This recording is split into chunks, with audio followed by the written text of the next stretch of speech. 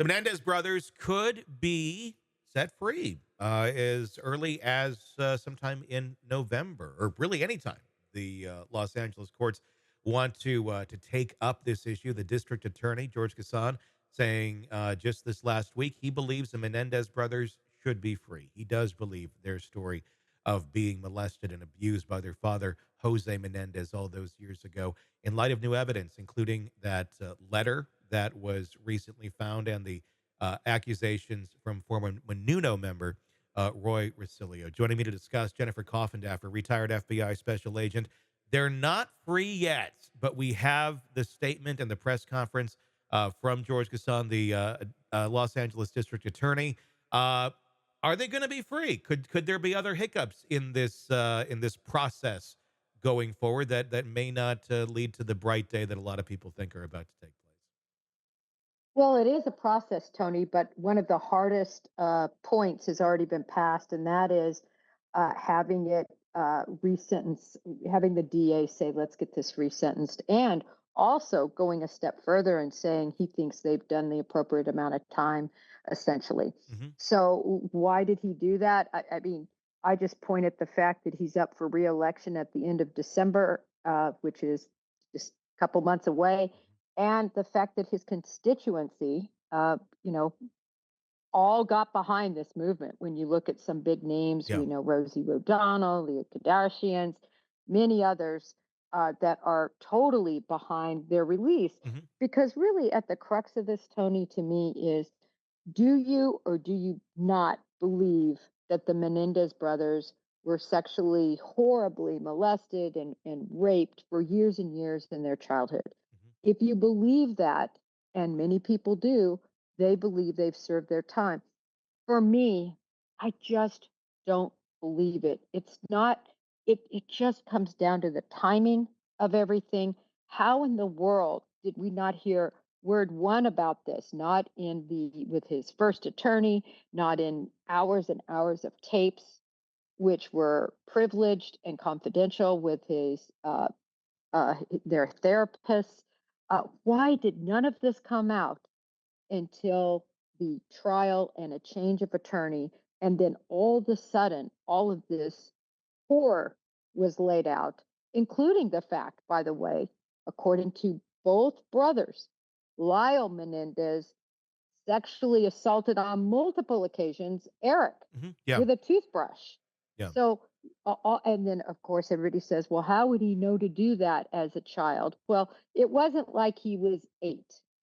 They were about 3 years apart or so, and they're very ambiguous about all of that. But I honestly, I just feel like it's contrived. People say, well, nobody could be that good of an actor. Well, go back to the 911 tape. I mean, it was all very well planned. They took their time. They set out their alibi. They went back to the house. They staged this 911. Listen, if they would have called right after the murders, called the police and said, oh my God, my parents were going to kill me. We couldn't take the sexual abuse anymore. This is what's been going on in our life.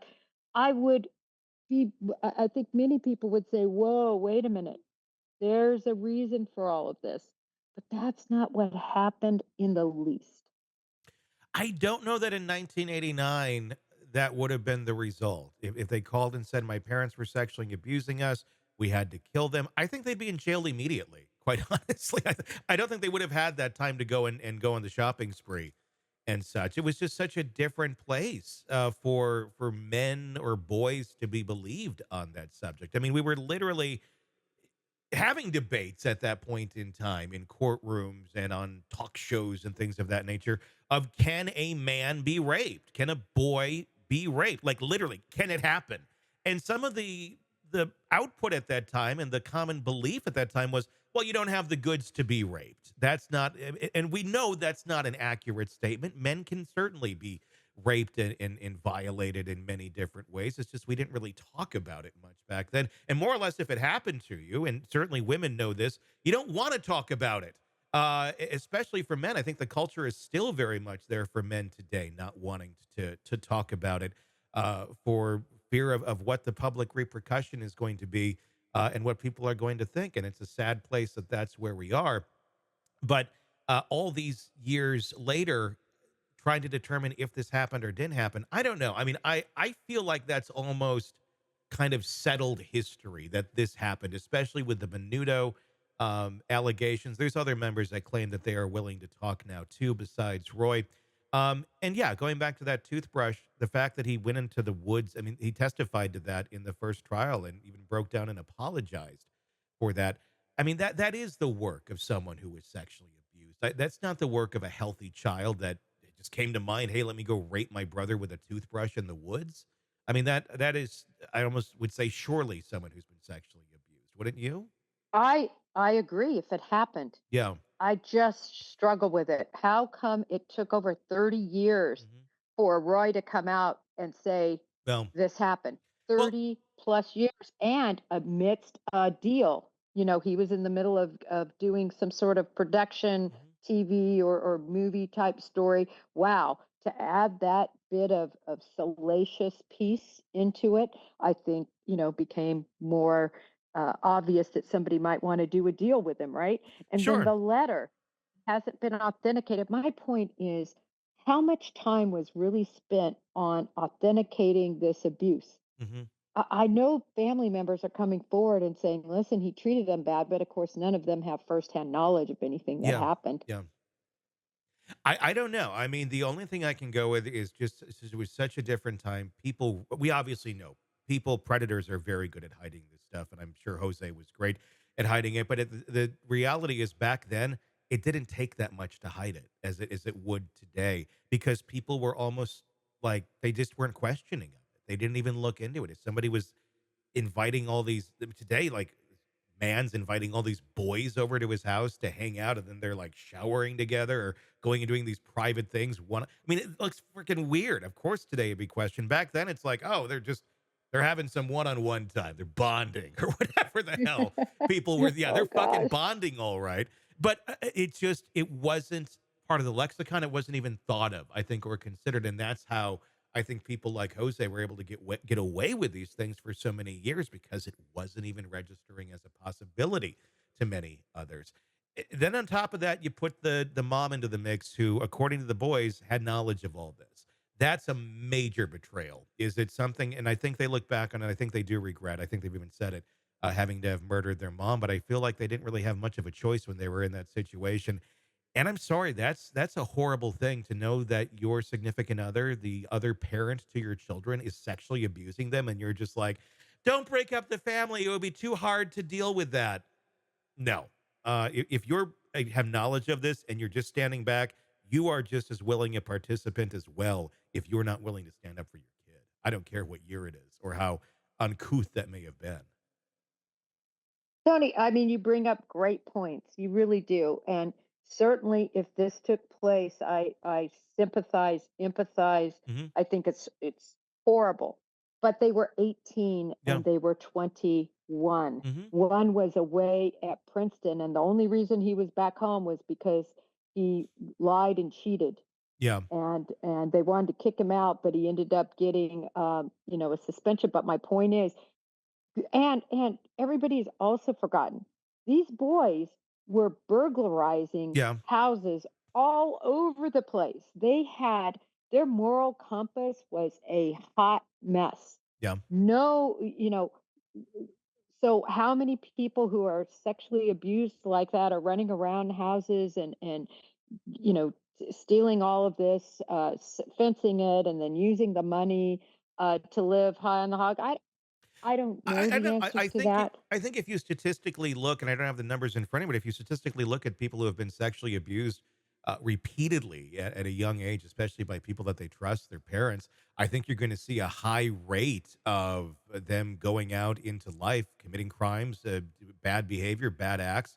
I think that could be easily found as a correlation. Not everybody's going to go break into houses and such, but I'm sure you have a certain percentage. What's causing that behavior? These kids had everything. Why would they be acting out and trying to get caught in some sort of an act? What's the reasoning behind doing these sort of things? It's not like they needed it for any reason. They weren't desperate. They were very well off. But obviously, it was is a way that they were acting out. And I don't know. I mean, I can't say it's 100% because they're being sexually abused, but it sure shows a sign of really bizarre behavior from kids who otherwise really don't have a reason to be exhibiting bizarre behavior unless something else is going on, unless there is abuse that's going on behind the, beautiful walls and the gate of their mansion that everybody thought everything was perfect at. Well, a lot of kids who come from a lot of wealth like that do things like this Mhm. because, especially in this case, we know, if nothing else, that Jose kept a tight hand over them, Mhm. would have fits and everything if they lost at tennis and felt like they were Sure. spoiled and did all these things when he found out about the burglaries, to make them repay their debt Yeah. and basically seemingly enjoyed humiliating them. Mhm. So I have no doubt that they wanted to get out from underneath the hand Yeah. of this guy and get to their money. That's what Yeah. I think the motive was. I know it's very unpopular right now. The whole needle has shifted.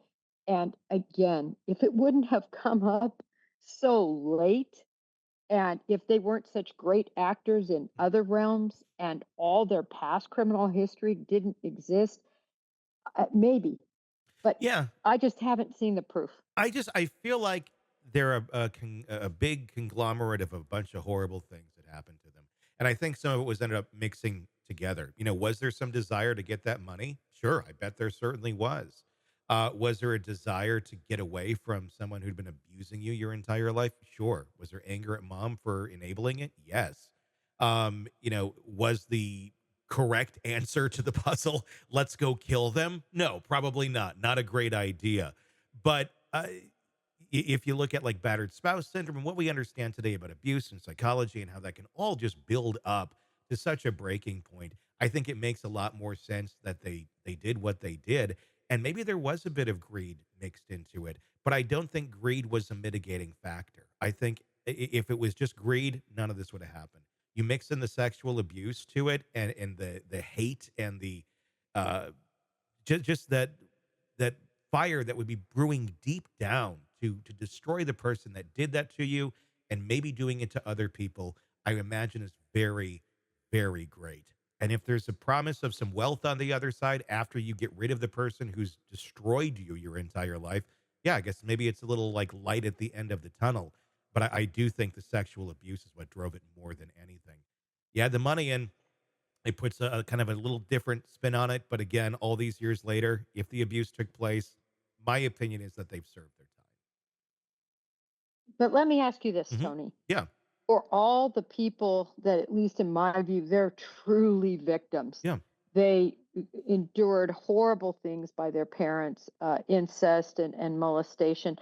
For all those real victims, if Lyle and Eric are not real victims, I just think it is such, and that's how I see it. I see it as such a slap in the face yeah, to the people who were truly victimized. And guess what? They didn't commit these well thought out, planned murders of their family members and then you know yeah. lie about it. Um, and and the other piece of that is, if this was truly motivated by uh, them being sexually molested when they were young, Mhm. how come no one knew about it, Tony? No one. Well, I'm going to disagree with you there because the cousin has said that they kind of suspected it. The female cousin said it was brought up at one point in time, but never really examined much further. Again, people didn't talk about this. So it's not that's not shocking to me that no one knew about it. I think a lot of people did know that Jose was doing this that didn't even know that the brothers were having this happen to them. I mean, including the Menudo guy. I mean, there's a lot of logical reasons why this wasn't talked about for so many years. It's if we're going to have that argument on why did these men not talk about it, then the same question can be asked of all females too. Why didn't you report it earlier? Why is it taking all Yeah. these years later to come back? Because of the trauma, because that's how our brains work is really the answer. Logically, does it make any sense in terms of fighting crime, in terms of getting these people and catching them? Does it make any sense? No, not at all. But it's self-preservation, I think, that keeps people from holding back. Is that the case here with the Menendez brothers? Probably not to the full extent that we see in other cases. But I do think that is certainly part of the equation here, and that we're talking about three different decades. where this all would have taken place in different steps and different stages, and coming to terms with it and coming out with it. You got to look at it in the perspective of those different eras, and I know you do. So I agree. If they are in fact guilty, I mean, we know they did it, but if they were not abused, yes, what a slap in the face. I do believe they were, though. And that being said, that's where I believe that justice is now being served, or that the chance for them to have some freedom after what they endured, I think, is called for. And so, what does that mean, Tony, as a precedent we're setting? So now individuals who are accused of murdering their parent Mhm. or the person that uh, purportedly sexually abused them, do they come out now and does everybody just go to the floodgates and say, listen, I was abused and that's why I committed that murder. That's why I set them on fire. That's why I slit their throat. That's why I killed them with 15 rounds. That's why I reloaded. At what point does it end? I think, This is yeah. so precedent setting. I think those cases need to be looked at. I think any case that was involving a murder of someone back in those days, and the reason was abuse, I think those should be relooked at. We're in a very different place and very different understanding of how all of those things work psychologically. So yeah, I think they deserve some review. Are all of them worthy of being released? No, not at all. And some of them were just, premeditated, cold blooded murder. But I think you probably got a handful of people, probably more than a handful of people, who went out, stood up for themselves. Unfortunately, it ended in the murder of their perpetrator. But in their mind at that point in time, it looked very much justified. I think if this happened today, I think we'd have a very different trial. And I've said too, if it was Erica and Layla, I don't think we'd be even having this conversation. It's a different mindset when it was men and boys. It still is today to a certain extent. We're getting further, but yeah, I think the answer is yes. We need to relook at some of those cases from a different place in time, where we weren't looking at things from a more compassionate standpoint to those who've been abused.